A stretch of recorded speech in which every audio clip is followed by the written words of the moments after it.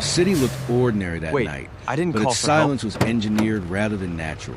Just get in the back, Streetlights in the Daniel. lower district flickered with a rhythm too controlled to feel accidental, as if the entire neighborhood was being observed through systems that never appeared on public maps. For Daniel Mercer, it was just another late evening, until the call arrived that changed the structure of everything he believed about emergency response. The alert came through a staged emergency line, precise and believable enough to bypass suspicion. A voice described a situation that required immediate medical assistance at his location, using language trained to trigger urgency without panic. Within minutes, the sound of approaching sirens broke the street's calm. The ambulance appeared like standard emergency response at first glance. Flashing lights, official markings, familiar silhouette. But something about it resisted recognition. The proportions were slightly off, the paint finish too clean, the movement too silent for its weight. It did not feel like a public service vehicle. It felt manufactured for imitation. Daniel stepped outside expecting medical personnel. But the individuals exiting the vehicle carried no recognizable hospital identifiers. Their uniforms resembled paramedic attire only at a distance. Up close, the details revealed inconsistencies. Fabric patterns too uniform, badges without verifiable registration, equipment cases marked with symbols that did not belong to any licensed emergency network. Inside the ambulance, the environment reinforced the unease. The interior lighting was too controlled, too neutral, eliminating all signs of medical urgency. Devices were arranged with precision, not necessity. Monitors displayed structured data streams that had no connection to standard hospital telemetry. Daniel noticed something worse when he saw the communication panel. The ambulance was not connected to any verified hospital dispatch system. No confirmation ID existed in the regional emergency grid. It was operating independently, as if the entire vehicle existed outside official infrastructure. As the doors closed, the city outside seemed to detach. Street cameras, visible through reflections, showed delayed or missing feeds. Surveillance systems that should have tracked the vehicle were already offline, suggesting interference before arrival. The route began immediately, but not toward any hospital Daniel recognized. GPS indicators flickered between legitimate corridors and undefined paths that did not exist on public transit systems. Each correction felt less like navigation and more like override. Inside the cabin, silence dominated. The so-called paramedics communicated through minimal gestures and encrypted signals embedded in their wrist devices. Daniel caught glimpses of insignias hidden beneath sleeves and equipment tags, symbols that resembled organized criminal architecture rather than medical authority. The emotional weight of the situation built slowly, not through chaos, but through control. Nothing felt rushed. Nothing felt uncertain. That was what made it dangerous. The calm was not reassurance. It was discipline. Daniel realized this was not an emergency response. It was a transfer protocol disguised as one. And just as that realization began forming fully, the ambulance radio emitted a sharp static shift. The frequency changed, and a voice, calm and official in tone, spoke from the system. Assets successfully collected. The phrase "assets successfully collected" did not end the situation. It expanded it. The ambulance carrying Daniel Mercer continued moving through the city as if the confirmation had activated a larger system rather than completing a simple pickup. The vehicle was no longer isolated. It was part of something coordinated. Through the narrow windows, Daniel began noticing patterns that should not have been visible in a normal emergency response scenario. Ahead and across parallel streets, identical ambulances moved in synchronized intervals, not randomly deployed units, but convoy operating with structured precision. Each one followed timing patterns too exact to be coincidental. They did not behave like independent medical vehicles. They behaved like components of a single system. Every ambulance shared identical external design, but subtle differences appeared under closer observation. Registration plates lacked official validation markers. Emergency identifiers were visually convincing, yet failed to match any recognized hospital database. Even the flashing light patterns seemed standardized across all units, not regionally regulated. Inside Daniel's vehicle, the truth became clearer as he observed internal systems more closely. Communication devices used by the so-called paramedics were not linked to any known emergency dispatch channels. Instead, encrypted signal patterns flickered across their wrist modules, coded exchanges that resembled coordinated operational language rather than medical communication. The city's emergency infrastructure, which should have been actively tracking multiple ambulances, showed fragmented behavior. Some regions displayed full compliance, while others showed delayed or missing vehicle logs. It was as if parts of the system were functioning under separate authority layers. Daniel's understanding shifted from confusion to recognition of structure. This was not an emergency network. It was an extraction pipeline disguised as one. As the convoy moved deeper into the urban grid, Daniel noticed something even more disturbing inside adjacent vehicles visible through brief alignment in traffic flow. Other ambulances carried passengers in similar restrained states. Some appeared conscious. Others were unresponsive. But all were controlled. They were not patients. They were classified. A single term appeared repeatedly across internal screen flashes when briefly visible. Assets. The word carried no emotional context. It functioned as categorization, removing identity and replacing it with value designation. Despite visible abnormalities across multiple city blocks, no police units responded. No intervention signals were triggered. No emergency overrides were issued. The absence of interference felt intentional rather than accidental, suggesting systemic suppression or controlled blind zones within city surveillance networks. The convoy continued forward without deviation, maintaining strict formation as if guided by a central authority beyond visible infrastructure. Daniel realized the scale was not local. This was not a single operation. It was a distributed network functioning across multiple layers of the city simultaneously. The calm inside the ambulance remained unchanged, but it now felt different to Daniel. It was no longer controlled safety. It was operational silence. Everything unnecessary had already been removed from the system, including uncertainty. And then, without warning, the convoy collectively adjusted its route.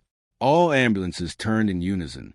Ahead, the city structure opened into an underground access corridor that did not appear on public maps.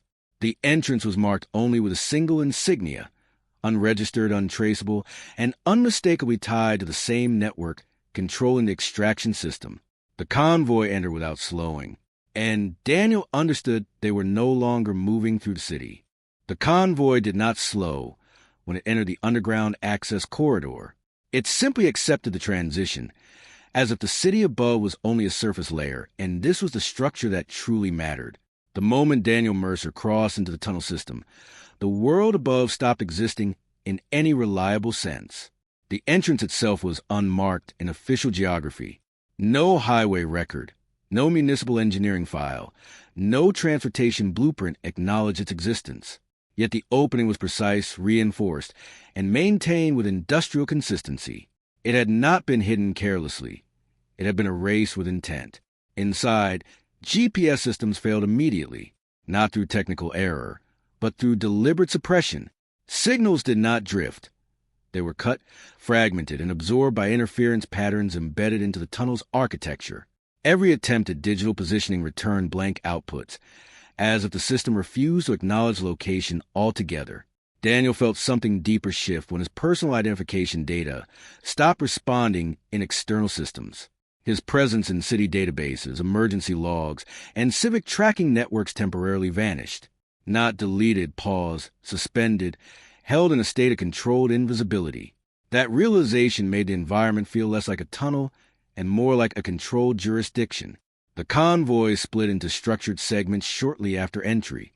Ambulances that had moved as a single formation above ground now separated into coordinated layers within the tunnel network. Each unit was redirected through branching corridors, as if following a pre-assigned distribution algorithm. Control was no longer centralized. It was distributed. Operators inside each vehicle began switching communication authority in silent rotation. Signals passed between units through encrypted channels, with no spoken coordination. Authority flowed like data rather than command, shifting based on position, timing, and unseen hierarchy. Security presence inside the tunnel was not visible in traditional terms. Instead, surveillance nodes were embedded into infrastructure itself: walls, lighting panels, ventilation systems. The environment behaved like an active monitoring grid rather than a passive transport route. Daniel observed other vehicles within the system as the convoy briefly aligned along a central junction. Inside each ambulance were individuals in varying states of awareness. Some remained conscious, staring through reinforced glass with confusion. Others appeared attached, as if already processed into system categorization. No one spoke. The silence was not natural. It was enforced. As the convoy moved deeper, emotional instability began to surface among the abductees. Confusion turned into recognition of pattern. Recognition turned into fear without direction. There was no clear destination, only continuous transfer through structured layers, as if the system was sorting rather than transporting. Daniel began to understand the architecture behind it. This was not a hidden route. It was a supply chain designed around human movement. Each layer of the tunnel represented a stage in controlled redistribution, where individuals were no longer treated as passengers, but as units within an operational flow. The system did not rush. It processed, and because of that, it felt permanent. At one of the central junctions, the convoy slowed for the first time since entry. Vehicles aligned into designated channels, pausing under structured lighting that cast uniform illumination across all units. Then, through encrypted communication channels that no longer matched any civilian frequency, a single voice activated across the network. A Mafia handler spoke with calm precision. "Begin sorting the deliveries." The command, "begin sorting the deliveries," did not signal arrival. It signaled classification. The underground tunnel system responded instantly, shifting from transport mode into processing mode. The convoy no longer moved as a unit of travel. It became a sequence of assigned entries entering a structured evaluation system. Daniel Mercer felt the change first in the silence. It was no longer the silence of movement. It was the silence of judgment. Inside the ambulance, screens that previously showed vague route data now shifted into structured categories. Names, or what remained of them, appeared briefly before being replaced by coded identifiers. Each abducted individual was no longer displayed as a person, but as a categorized asset with assigned parameters. The emotional weight of the realization came slowly, because the system was designed that way. Nothing was declared outright. Everything was transformed through language until it stopped sounding like violence. Daniel observed adjacent vehicles through alignment gaps in the tunnel grid. Other ambulances were undergoing the same process. Individuals inside were being silently scanned, evaluated, and assigned classification markers. Some entries were marked for transfer continuation. Others were marked with designations that had no visible explanation attached. No one was being negotiated for. There were no ransom protocols. There were no emergency communications. That absence revealed the truth more clearly than any statement could. This network did not retrieve people for recovery. It reassigned them.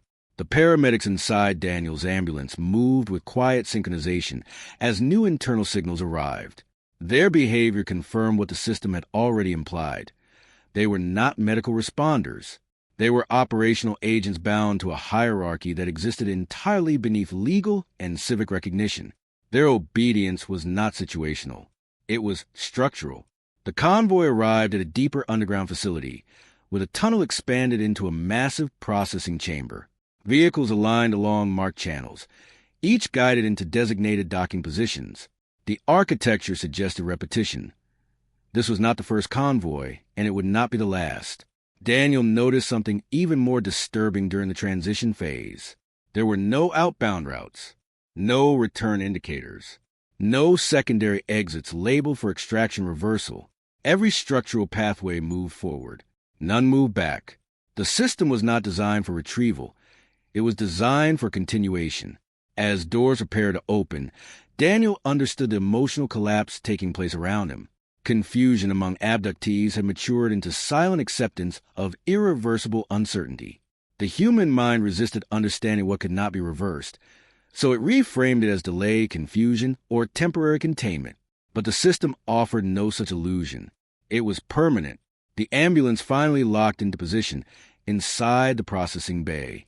Overhead lighting stabilized into uniform white intensity, revealing rows of synchronized vehicles already integrated into the facility's intake structure. Then, without warning, The internal communication system activated again. But this time, it was not a general broadcast. It was targeted. A single designation appeared across Daniel's display screen, highlighted in red classification text. High value extraction priority. For a moment, everything inside the system paused. Not because it stopped functioning, but because it had completed identification. And in that instant, Daniel understood the most dangerous truth of all. He was no longer being processed with everyone else. The classification tag, high value extraction priority, did not disappear after appearing on Daniel Mercer's screen. Instead, it expanded into a structured dossier interface that replaced all previous system displays. The ambulance interior, once designed to simulate medical transport, now functioned as a mobile data chamber connected directly to the underground Mafia intelligence grid. Daniel's identity file opened automatically, not as a patient record, but as a selection profile. The emotional shock did not come immediately. It arrived in layers. First confusion, then denial, and finally recognition as more data loaded into view. Surveillance logs appeared one after another, stretching far beyond the night of the kidnapping. Weeks of recorded movement, months of passive observation, intersections of location history that Daniel had never known were being tracked. Every routine moment of his life had been silently recorded. Coffee stops, commutes, conversations near unsecured locations. Even brief encounters that held no significance at the time were now highlighted as part of a larger behavioral map. This was not random targeting. It was structured evaluation. Across the convoy system, similar dossiers appeared for other abductees, confirming that the process was not isolated. The Mafia network was not reacting to events. It was executing predefined criteria. Each individual was selected based on layered risk factors embedded in financial exposure, social proximity, and informational relevance. Daniel's file contained a classification marker. He did not understand at first. It was not medical. It was not criminal in the traditional sense. It was operational. Strategic target asset. The words carried no emotional framing, only function. The realization formed slowly but decisively. He had not been kidnapped because of opportunity or convenience. His extraction had been scheduled, approved, logged, and executed according to a timeline that extended far beyond the current night. Surveillance metadata confirmed it. His profile had been flagged weeks earlier. The Mafia system had not improvised this moment. It had been preparing it.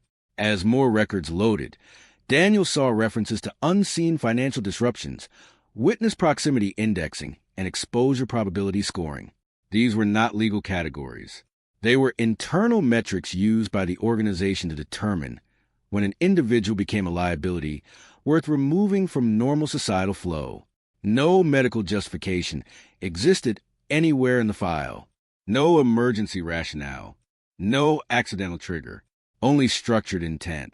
Within the convoy, the emotional stability of abductees began to fracture as similar classifications appeared across their own systems. The understanding that none of them were taken randomly began to spread silently, replacing fear with something more destabilizing: certainty of design. Daniel's breathing slowed as a final layer of the dossier revealed itself. An authorization chain showing that the operation had passed through multiple unseen approval tiers. Each tier removed human interpretation and replaced it with procedural logic. By the time the selection reached execution, no individual decision-maker remained, only system alignment. Then the final line of the dossier refreshed. It was not part of the profile. It was an update. A system-level override notification appeared across every connected interface inside the convoy network. Transfer authorized by Inner Council. The authorization line, transfer authorized by Inner Council, did not behave like a notification. It behaved like a final verdict. Across the underground convoy system, all movement stabilized at once, as if every component had been waiting for that exact approval to transition into its next operational phase. Inside Daniel Mercer's ambulance, the classification interface collapsed into a new structure, less like a dossier and more like a governance map. Layers of hidden control nodes appeared across multiple cities, each connected through encrypted infrastructure that did not exist in public systems. This was not a single operation. It was governance. The realization arrived in stages. First, Daniel recognized that the ambulance network was not isolated to one city. Then he saw that identical systems existed across multiple regions. Finally, he understood that all of them were synchronized under a shared command layer that never appeared in official records. The Inner Council. No public documentation referenced it. No legal framework acknowledged it. Yet its influence extended across transport systems, enforcement channels, and corruption pathways embedded within infrastructure itself. The ambulance network, once assumed to be an isolated criminal operation, now revealed itself as only one functional branch of a far larger structure. It was not designed for emergencies. It was designed for silent removal, moving individuals through systems where visibility ended and accountability dissolved. Daniel watched as additional data streams confirmed the scope. Law enforcement channels showed irregular interference patterns in multiple jurisdictions. Some units appeared delayed in response. Others showed rerouted priorities that did not match standard operational logic. It was not direct control. It was compromise, subtle, distributed, and already embedded. The system did not need to override authority. It only needed to influence it at critical points. The emotional weight of this realization deepened as Daniel processed the implication. There was no single institution left untouched by this network. Not fully, not reliably. What appeared as normal civic structure was partially threaded with unseen dependencies. The ambulance system, in this framework, was not medical infrastructure at all. It was extraction logistics, a method for moving people without public visibility, legal friction, or external accountability. Victims were not simply removed. They were repurposed. Some were used for leverage, some for trade. Others disappeared entirely into layers beyond recorded jurisdiction. The scale of it extended beyond anything Daniel had imagined. City boundaries no longer defined control. The system functioned across multiple urban zones, forming a coordinated national lattice of silent operations. Fear evolved inside him, not as panic, but as recognition of structural inevitability. If this network truly operated at that scale, then no official authority could be trusted as fully independent. Every system, every agency, every response channel could be partially integrated into something unseen. The convoy slowed again. This time, not for routing, but for arrival. The tunnel environment ahead shifted into a structured docking zone, illuminated with uniform precision. The atmosphere no longer resembled transport. It resembled classification. Daniel felt the weight of transition, the sense that movement had ended and evaluation had begun. Then, through the internal communication system that no longer belonged to any ambulance, a voice activated. Calm, direct, final. Welcome to the collection facility. The phrase, welcome to the collection facility, did not fade after it was spoken. It redefined the environment around Daniel Mercer instantly. The convoy doors unlocked in synchronized sequence, not through mechanical release alone, but through layered authorization that felt embedded in the structure itself. The underground space revealed itself slowly as the ambulances aligned into docking positions. It was not a tunnel anymore. It was a processing complex, vast, structured, and engineered with the precision of corporate architecture, but controlled with the logic of organized crime. Everything looked legitimate at first glance. Clean lighting, modular corridors, digital signage, movement indicators. But nothing functioned as it would in a public institution. There were no emergency identifiers, no medical symbols, only classification codes embedded into every visible surface. Daniel was no longer inside a transport system. He was inside a decision system. The ambulances opened fully, and abducted individuals were guided forward in silent coordination. No force was visible, yet compliance was absolute. The environment itself seemed to remove resistance before it could form. As Daniel was moved deeper into the facility, he observed how the structure operated like a corporate processing center. Stations were labeled not by departments, but by outcome categories. Individuals were not admitted as patients. They were routed as entries into predefined contractual pathways. Each pathway represented a different end state. None of them included return. This realization settled heavily as Daniel saw the sorting mechanism in action. People were scanned, cross-referenced, and redirected based on invisible criteria tied to agreements that never existed in public law. The system was not improvising decisions. It was executing them, and every decision was final. There were no exit markers, no reversal logs, no recovery protocols. The absence of return data was more alarming than any physical restraint. It confirmed that this facility did not process emergencies. It processed conclusions. Emotionally, the impact began to fracture perception among abductees. Confusion gave way to silence. Silence gave way to understanding. And understanding collapsed into the recognition that resistance had no functional endpoint here. Daniel felt it too, not as fear alone, but as structural inevitability. Above and around him, the hierarchy of the Mafia system became visible through operational flow. Individuals in control positions did not behave like traditional guards or administrators. They moved like coordinators within a layered authority chain, each level aware only of its immediate function, yet contributing to a larger unseen command structure. No single person appeared fully in control, yet everything remained controlled. That contradiction defined the entire facility. Daniel was guided into a central evaluation corridor where identity processing began. The system did not ask questions. It did not negotiate. It simply verified, categorized, and prepared conversion pathways based on preloaded classifications. This was not intake. It was transformation. His personal data, already flagged in earlier systems, resurfaced as a fully integrated profile within the facility grid. The classification marked earlier in transit now aligned with internal facility logic, triggering a final confirmation sequence. A mechanical stamp activated above the central terminal, and in that moment, the system completed its judgment. Daniel's file locked into place with a single designation, property of the network. The stamp property of the network did not behave like a label. It behaved like a system override. From that moment onward, Daniel Mercer was no longer processed as a moving subject. He was integrated into a larger classification architecture that extended far beyond the collection facility itself. The emotional shock came not from captivity, but from scale, because what he was seeing was no longer a single operation. It was a nationwide structure, across the internal monitoring layers. Daniel began noticing reference nodes that extended into multiple cities. Identical ambulance systems, identical extraction routes, identical classification protocols, each one operating independently on the surface, yet synchronized through a hidden logistical framework that connected them all. This was not a localized criminal network. It was infrastructure. Fake ambulances were only one visible layer. Beneath them existed a distributed system designed to move individuals silently across jurisdictions without triggering standard emergency or law enforcement coordination. Every city node functioned like a terminal inside a larger hidden grid.